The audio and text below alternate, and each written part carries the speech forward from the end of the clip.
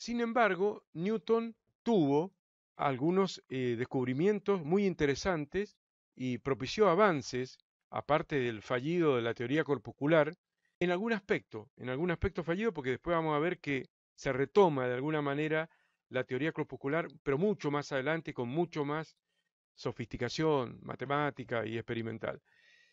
Pero sin embargo, Newton hizo aportes a la óptica. Por ejemplo, con un famoso experimento logró comprobar un experimento conocido como la dispersión de la luz blanca. Él comprobó que la luz blanca, que la luz del sol, que supuestamente es blanca, contiene en su interior todos los colores. Y con un simple experimento, con un prisma de vidrio, logró que la luz blanca, un delgado haz de luz blanca que provenía del ambiente, ¿no? De un día de sol, se dejaba pasar por un estrecho orificio en una habitación totalmente a oscuras y le colocó el prisma y notó que aparecía a una cierta distancia, en este caso en esta ilustración sobre una silla, hay una pantalla, un lienzo, un papel o o otra pared, digamos, blanca, y entonces se notaba que aparecían los colores del arco iris acá adentro. O sea que logró ver que la luz blanca se separaba en todos sus colores. Este experimento se conoce como con el nombre de dispersión de la luz blanca, aunque debería llamarse descomposición de la luz blanca, porque es como que la luz blanca se descompone en sus colores componentes, ¿no? Pero se conoce así, como dispersión de la luz blanca. Vamos a hablar un poco de ese experimento, ¿no? Fíjense acá, he buscado ilustraciones, ¿no?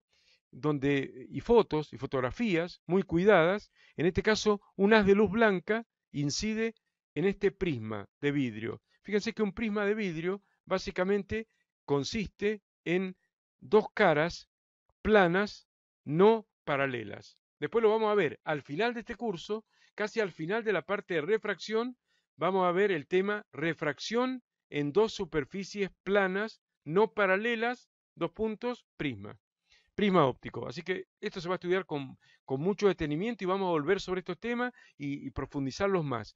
Pero con lo poco que sabemos hasta ahora de óptica, sepamos lo que se produce acá es una doble refracción. O sea, primero incide la luz en un punto, si a partir de ahí trazo la normal al punto de incidencia, vemos que al pasar del aire al vidrio, la luz se acerca a la normal, entonces se sufre una desviación. La misma desviación que mostramos hace un ratito con la luz pasando del aire al agua, bueno, ahora pasa de el aire al vidrio, y con lo cual se desvía más todavía, porque el vidrio es más refringente que el agua.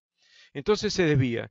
Pero luego ahí se empiezan a separar los colores. Esto se debe a que la velocidad de propagación de la luz no es la misma para todos los colores cuando se trata de un medio refringente, por ejemplo el vidrio, ¿no?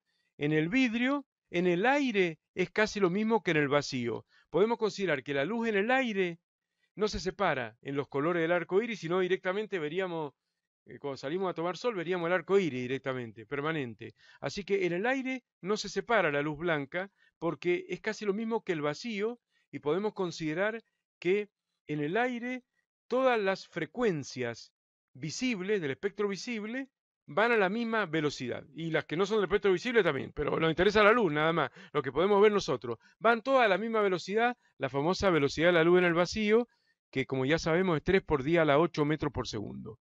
Como van todas a la misma velocidad en el vacío o en el aire, no hay problema. Pero una vez que toca el vidrio, adentro del vidrio va más rápido el rojo, la frecuencia más baja va más rápido. O sea, podemos considerar que para el rojo, el vidrio es menos refringente. Entonces, para el rojo se desvía menos. Entonces, observen cómo acá el rojo tiene menos desviación con respecto a la dirección inicial del haz. Si tomamos como referencia la dirección inicial del haz que incide en la primer cara del prisma, el rayo blanco, y el último, vemos que el rojo se ha desviado menos y el amarillo se desvía más, el verde se desvía más, el azul y el violeta es el que más se desvía. Esto establece que a mayor frecuencia, cuando voy al violeta voy a mayor frecuencia, es más refringente el medio tiene mayor índice de refracción, después lo vamos a aplicar, se desvía más. Estos colores ya se empiezan a separar antes de que se dé la segunda refracción, ¿no? Y ya se empieza a separar ligeramente, como se observa ahí, ¿no? Y cuando incide en la segunda cara, se separa más todavía. Y otra vez, en este caso se separa de la normal, porque va de un medio más refringente a uno menos refringente, y bueno, y podemos observar ahí que se descompone, y si ponemos una pantalla a una cierta distancia, vamos a ver todos los colores del arco iris. Eso es básicamente el experimento de Newton. ¿Y qué explicación encontró Newton para esto? Bueno, la explicación que encontró fue muy de la mano de lo que estábamos diciendo recién. Recién le di la explicación real, que es la frecuencia de la onda y todo lo demás, pero para Newton no eran ondas. Así que él lo que pensó es que los colores, que la luz tenía cuerpos, corpúsculos de diferentes tamaños y formas. Incluso algunos pensaban que eran tetraedros perfectos. Estaban muy influidos muchos de los físicos del Renacimiento por algunas ideas un tanto esotéricas de las figuras perfectas, los tetraedros, los octaedros, y tenían algunas ideas curiosas así que después se demostraron que no se verificaban en la realidad. Pero pensó Newton que esto no echaba por tierra la teoría corpuscular, de que la luz eran corpúsculos, porque él decía directamente que son corpúsculos de diferentes tamaños y que los corpúsculos de diferente tamaño tienen diferente tamaño y diferente energía.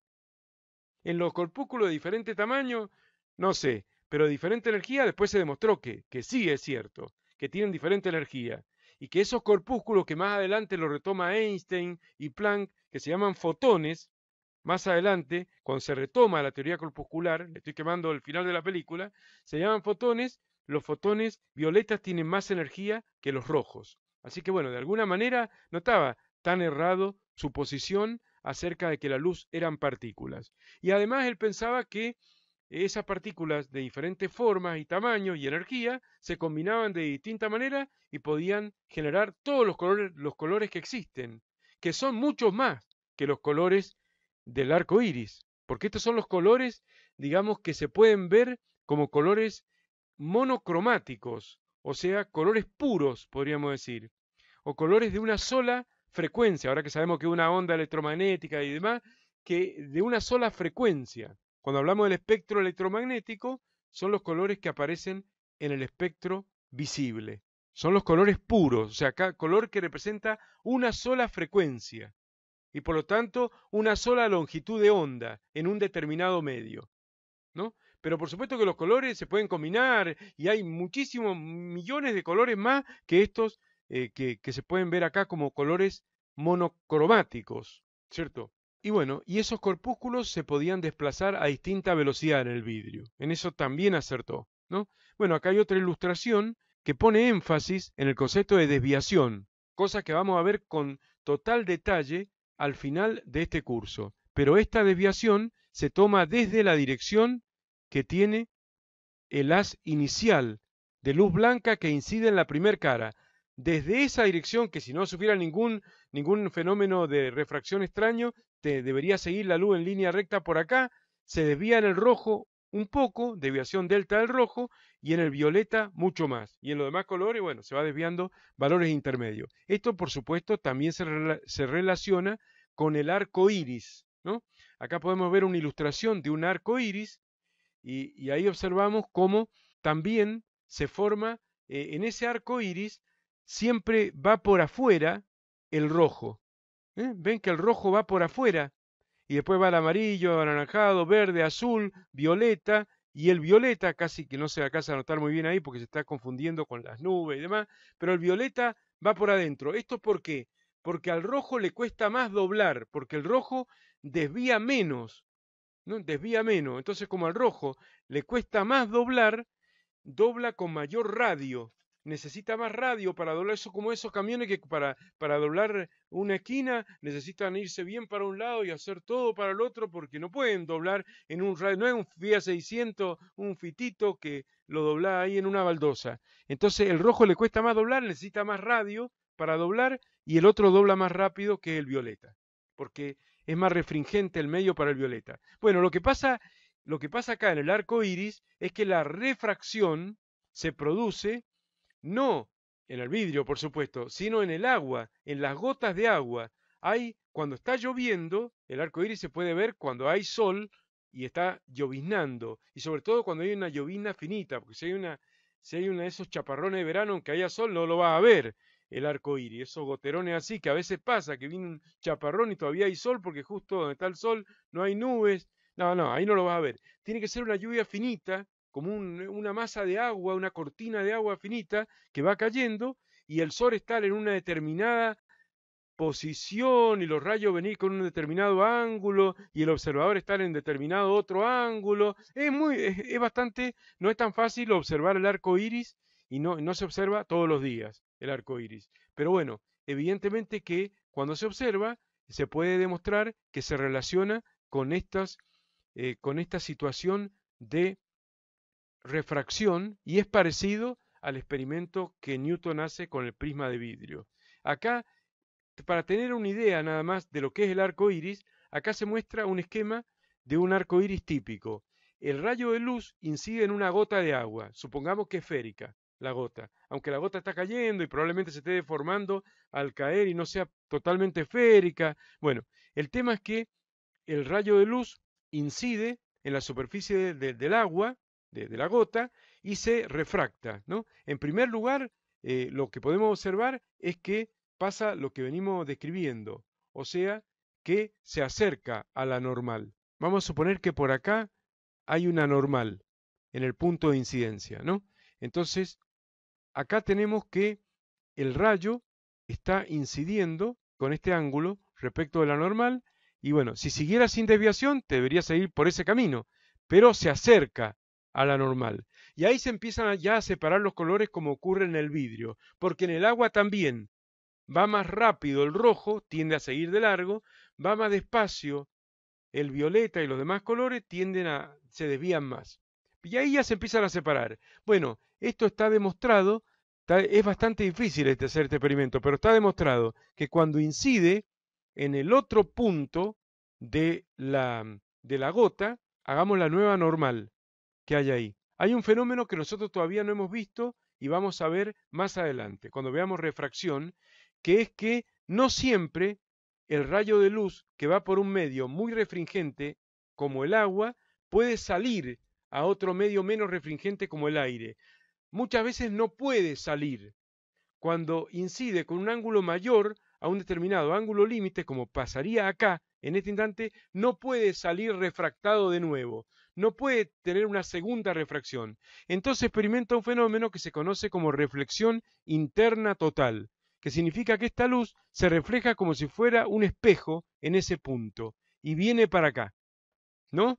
Y acá sí incide y se refracta. Bueno, como ven es bastante complicado el tema de la geometría que está detrás del arco iris. Si vuelvo a poner una normal acá, vemos que el haz, este que se había reflejado con reflexión interna total, en este punto, al ir a un medio menos denso, ópticamente se separa de la normal, o sea, tiende a separarse más.